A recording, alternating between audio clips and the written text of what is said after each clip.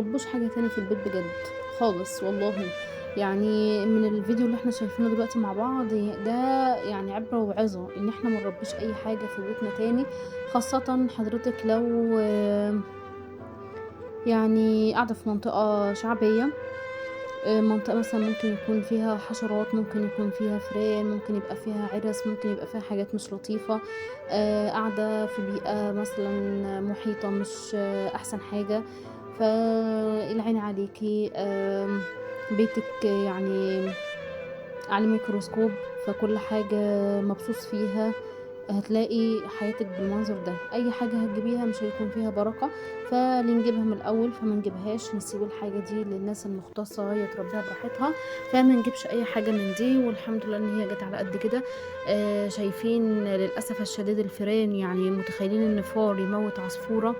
ومش بس كده، يعني هو أرقط كده البيت او القفص بتاعهم بالطريقة دي زي ما انتم شايفين. بصوا بصوا حتى يعني شكل قطمة الفار بالطريقة دي ازاي، وعامل بقى البلاستيك كأنه نشارة رهيبة من كل الجوانب لحد ما عمل فتحة.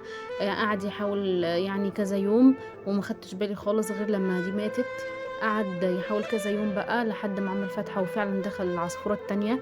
في البداية كان رجليها وهي بتدافع عن زوجها العصفور دوت، وبعد كده مسكتش غير لما موتها، ما سابوش غير ريشها يعتبر. فالحمد لله على كل حال، وده حاجة تخلينا ما نربيش حاجة تاني.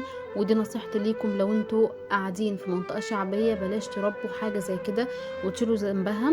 وانا عارفة ان كل حاجة قدر، بس فعلا ما تربوش اي حاجة تاني لو قاعدين في منطقة شعبية ومعرضين ان يكون يبقى في مثلا فران، في عرس، ممكن تيجي البلكونة، مش عارفة ايه.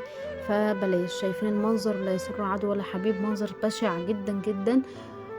يعني من حاجة كان بتعمل صوت وتاكل وتشرب لحاجة لا حول ليها ولا قوة.